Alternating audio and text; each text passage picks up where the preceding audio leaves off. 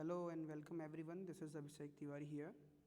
Dear students, once again I'm going to start the very next video, the very second video of your manufacturing industries. Okay, so from geography section. So dear students, we had started this lesson very last day, and we had have a good part of it, means we had covered the definition of manufacturing, and also we had covered we had covered the importance of okay, the importance of manufacturing industries as well. So right now, dear students, let's begin the part after it, and then we will see the rest part of it, the contribution of industry to the national economy. Okay, सभी को नमस्कार बच्चों, बहुत बहुत स्वागत है आपका। ये जो आपकी ऑनलाइन सेशन, जो यूट्यूब सेशन चल रहा है लेक्चर सीरीज़, उसमें मैं ये सेकंड वीडियो लेके आपके बीच में हाजिर हूँ। ये जो सेकंड वीडियो है, यहाँ पे हम लोग डिस्कस करेंगे कंट्रीब्यूशन ऑफ इंडस्ट्रीज़ के बारे में। ठीक है, contribution of industries to the national economy. ठीक है, नेशनल इकोनॉमी में कंट्रीब्यूशन क्या है इंडस्ट्रीज़ का, इसका योगदान क्या है सेकेंडरी सेक्टर का। यहाँ हम इंडस्ट्रीज़ की बात करते हैं तो इंडस्ट्रीज़ का मतलब होता है सेकेंडरी सेक्टर। ठीक है, सेकेंडरी सेक्टर जो है हम उसकी बात करते हैं। तो सेकेंडरी सेक्टर का जो है कंट्रीब्यूशन हम लोग यहाँ पे डिस्कस करेंगे। So without wasting much of time, आइए हम आप शुरू करते हैं। ध्यान से आप देखिएगा कि अगर हम ओवर द लास्ट 2 डिकेड्स की बात करें तो जो शेयर है मैन्युफैक्चरिंग सेक्टर का, वो स्टैग्नेटेड एट 17% ऑफ जीडीपी, घट करके या फिर स्थिर होकर के कहाँ पहुँचा है, 17% पे पहुँचा हुआ है। ठीक है, तो 17% of GDP out of total 27% of the industry which includes. ठीक है, वैसे बात करें तो 27% जो है कंट्रीब्यूशन होता है किसका, इंडस्ट्रीज़ का। लेकिन उस 27% में ये जो 17% है, ये नेट कंट्रीब्यूशन होता है इंडस्ट्रीज़ का, शुद्ध तरीके से योगदान होता है इंडस्ट्रीज़ का। इसके अलावा जो ये 10% के और डिफरेंसेस आ रहे हैं, ये 10% इंडस्ट्रीज़ में mining, quarrying, electricity and gas का रोल इसमें शामिल होता है। इन इंडस्ट्रीज़ का रोल शामिल होता है जो कि प्राइमरी से जुड़े हुए होते हैं। ठीक है, इसलिए शुद्ध तरीके से प्योरली 17% कंट्रीब्यूशन जीडीपी में सेकेंडरी या मैन्युफैक्चरिंग सेक्टर का होता है। होप आप यहाँ तक समझ गए होंगे। आइए आगे बढ़ते हैं और अपना लेक्चर आगे बढ़ाते हैं, इस टॉपिक को आगे बढ़ाते हैं। ठीक है, अगर इसको और डिटेल में देखा जाए स्टूडेंट्स, तो सामने बात क्या आती है कि this is much lower in comparison to some East Asian economies. ठीक है, अगर देखा जाए तो कुछ ईस्ट एशियन जो इकोनॉमीज़ हैं, उनके कंपेयरिंग में हम बहुत पीछे खड़े होते हैं, जहां उनका जो कंट्रीब्यूशन है सेकेंडरी और टर्शरी का, वो 25 से 35% तक जो है होता है। और हम लोग क्या करते हैं, हम मेयरली 17% पे खड़े होते हैं, जो कि बहुत नीचे है। जो ट्रेंड ऑफ ग्रोथ रेट है मैन्युफैक्चरिंग सेक्टर का, अगर उसको लास्ट डिकेड्स या पिछले दशक से देखा जाए तो लगभग 7% पर एनम की ग्रोथ रेट है, पर एनम की इंडस्ट्रियल सेक्टर की। ठीक है, जो डिज़ायर्ड ग्रोथ रेट थी, जो नेक्स्ट डिकेड में हमने एज्यूम किया था, वो 12% की है, लेकिन हम 7% के रेट से कर पाए सिंस 2003। अगर 2003 से बात करें कि manufacturing is once again growing at the rate of 9 to 10%, 9 से 10% के रेट से लगभग जो है ग्रोथ हुआ है सेकेंडरी सेक्टर में ना, with appropriate policy intervention by the government and the renewed efforts of the industry to improve productivity economics predict. ठीक है, अगर इंटरवेंशन सरकार की ओर से हस्तक्षेप किया जाए, अच्छे प्रयास किए जाए, सुधारात्मक प्रयास किए जाएं, और इंडस्ट्रीज़ को अगर इम्प्रूव किया जाए उसकी प्रोडक्टिविटी को, तो जो अर्थशास्त्री हैं उनका अपना ही मानना है कि manufacturing can achieve it's target over the next decade. अगले दशक तक जो है मैन्युफैक्चरिंग अपने टारगेट को पकड़ सकता है, पा सकता है। The national manufacturing competitiveness council NMCC has been set up with this objective, और इसी उद्देश्य के लिए कि ये जो हमने अब टास्क पे बात किया है कि अगर ये सुधार हो जाए तो इंडस्ट्रियल सेक्टर की ग्रोथ रेट बढ़ सकती है, पर ऐसा नहीं हो पाया। सरकार की ओर से बच्चों प्रयास तो बहुत से होते रहे हैं, ठीक है। सरकार ने ये भी एक प्रयास किया, एक कमीशन डेवलप कर दिया NMCC के नाम से जो है, जो बेसिकली जो है ये देखती है कि इंडस्ट्रीज़ को इम्प्रूव कैसे कर सकते हैं, इसको इम्प्रूवमेंट को लेकर के देखती है, प्रोडक्टिविटी को इम्प्रूव करने को लेकर के, टेक्नोलॉजिकल इम्प्रूवमेंट या उसको बेहतर करने को लेकर के, ठीक है। कम एफर्ट पे कैसे काम किया जाए, कैसे मैक्सिमम प्रॉफिट गेन करना, ये सब तमाम चीज़ों पर जो है ये संस्था जो है देखती है, काम करती है, टारगेट करती है, ठीक है। तो ये तो स्टूडेंट्स हो गया कंट्रीब्यूशन जो है सेकेंडरी सेक्टर का। अब हम लोग बात करेंगे, एक बहुत ही इंपॉर्टेंट टॉपिक है कि इंडस्ट्रियल लोकेशन की हम लोग बात कर लेते हैं कि इंडस्ट्रीज़ की लोकेशन कहाँ पे कैसे होनी चाहिए। तो इंडस्ट्रियल लोकेशन की अगर हम बात करें तो ये कॉम्प्लेक्स नेचर की, ये विषय ही बड़ा कॉम्प्लेक्स है, ठीक है। आप इसको जो है इस तरह से देख सकते हैं कि अगर आप समझें इस चीज़ को, ठीक है बच्चों, तो आपको मालूम पड़ेगा कि इंडस्ट्रीज़ जो होती हैं आप इनको डिसाइड नहीं कर सकते, इसके बहुत से वेरिंग इफेक्ट एंड फैक्टर्स होते हैं जो डिसाइड करते हैं कि एक इंडस्ट्री कहाँ पे होनी चाहिए, ठीक है।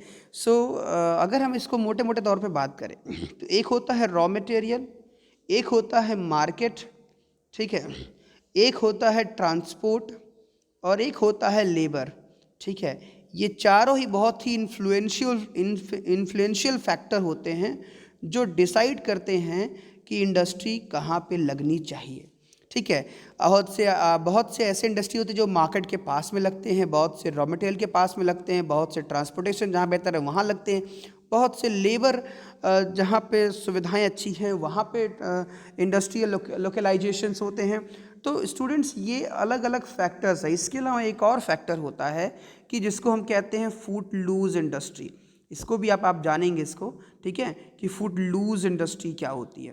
तो आप इसको भी जानेंगे बच्चों कि फुट लूज इंडस्ट्री क्या होती है, कि इसके बेसिस पे जहाँ किसी फैक्टर की कोई ज़रूरत नहीं होती है ना, और बिना किसी ऐसे फैक्टर्स, ये चारों फैक्टर के अलावा भी इंडस्ट्री लगाई जा सके, उन्हें फुट लूज इंडस्ट्रीज़ कहते हैं। इसके बारे में हम लोग डिटेल में पढ़ेंगे, डोंट वरी। आगे देखते हैं। सो होता क्या है कि these are influenced by availability of raw material, labour, capital, power and market, ये सब पे डिपेंड करता है। So rarely possible to find all these factors available at one place. तो ये सारे फैक्टर्स को एक जगह पाना ये बहुत रेयरली पॉसिबल होता है। तो परिणाम स्वरूप क्या होता है, manufacturing activity tends to locate at the most appropriate place where all the factors of industrial location are either available और can be arranged at lower cost, ठीक है। तो अगर इसको देखा जाए कि मैन्युफैक्चरिंग एक्टिविटी जो होती है, ठीक है, वो सबसे अप्रोप्रिएट प्लेस पे जो है इस्टेब्लिश हो सकती हैं where all the factors of industrial location are इधर, जहाँ पे इंडस्ट्रियल लोकेशन के सारे फैक्टर्स या तो अवेलेबल हों या अरेंज किए जा सकें। मतलब आप ये सारे फैक्टर जितने हमने डिस्कस किए ये सभी एक साथ मिल जाएं, ये तो पॉसिबल नहीं हो सकता है, लेकिन ये कोशिश की जाती है कि मैक्सिमम जो अवेलेबिलिटी है ये सभी की, इन सभी में से किसी अधिक से अधिक की, वो चीज़ इंश्योर जहाँ होता है वहाँ इंडस्ट्रियल लोकलाइजेशन पॉसिबल होता है, ठीक है ना। After an industrial activity starts, जब एक इंडस्ट्रियल एक्टिविटी स्टार्ट हो जाती है, अर्बनाइजेशन फॉलोज, तो क्या होता है पीछे पीछे शहरीकरण भी सामने साथ साथ आता है। कभी कभी क्या होता है कि इंडस्ट्रीज़ जो होती हैं बच्चों ना, वो लोकेट की जाती हैं या फिर शहरों के नज़दीक में लोकेट की जाती हैं। तो इंडस्ट्रियलाइजेशन क्या होता है और अर्बनाइजेशन को हैंड इन हैंड। तो उस परिस्थिति में क्या होता है कि इंडस्ट्रियलाइजेशन और अर्बनाइजेशन ये दोनों एक साथ हैंड इन हैंड चलते हैं, मतलब एक दूसरे के साथ चलते हैं। तो cities provide markets and also provide services such as banking, insurance, transport, labor, consultant and financial advice etc. तो शहर ये सारी चीज़ें जो हैं इंडस्ट्रीज़ को प्रोवाइड करती हैं, इसीलिए जहाँ जहाँ एक इंडस्ट्री जाती है उसके पीछे पीछे उनको फैसिलिटेट करने के लिए ये सारी सर्विसेज उनके पीछे पीछे जा कर के उसके चारों तरफ इकट्ठा होती चली जाती हैं, इसके चारों तरफ इकट्ठा होती चली जाती हैं।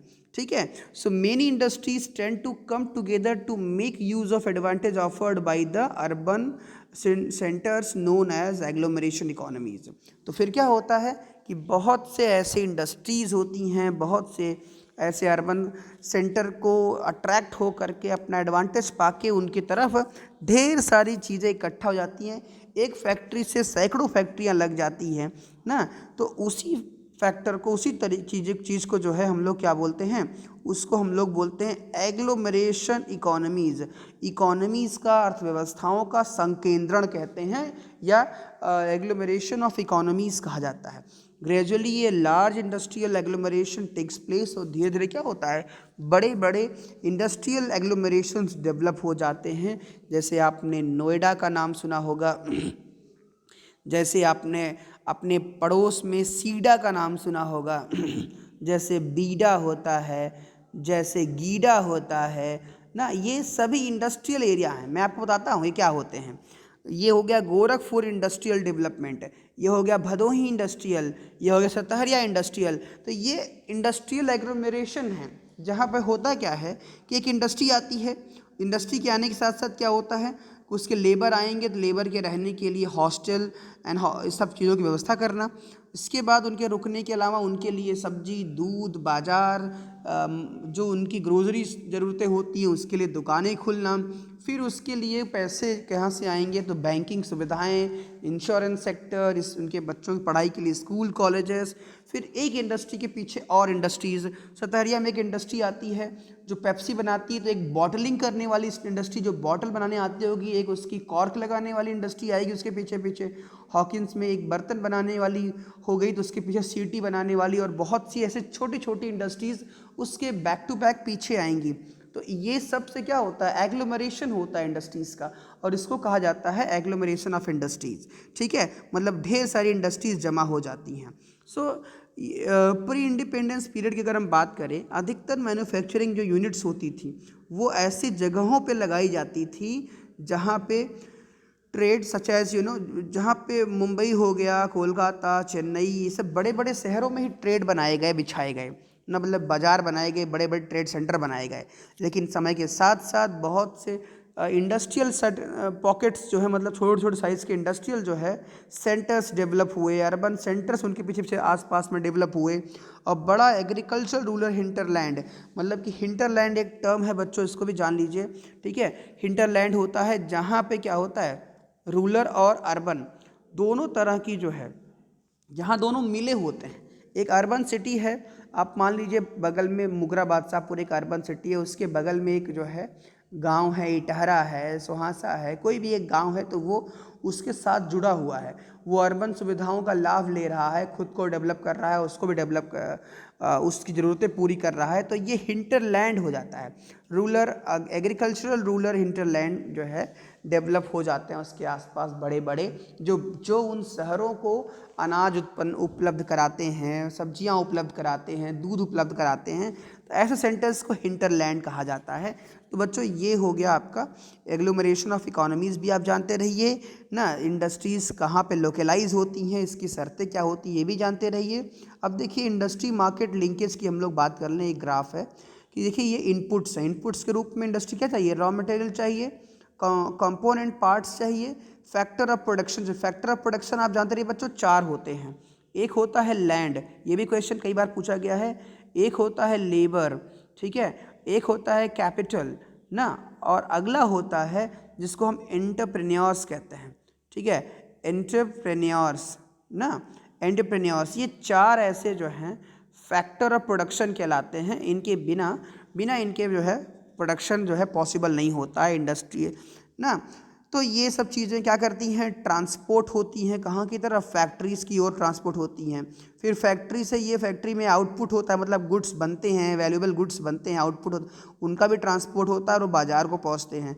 बाज़ार में वो बिकते हैं, उससे आपको बदले में पैसा मिलता है, मनी मिलता है, मनी फिर से रॉ मटेरियल में इन्वेस्ट हो जाता है। यही पूरा इंडस्ट्री मार्केट लिंकेज कहलाता है। होप आपको ये समझ में आ गया होगा।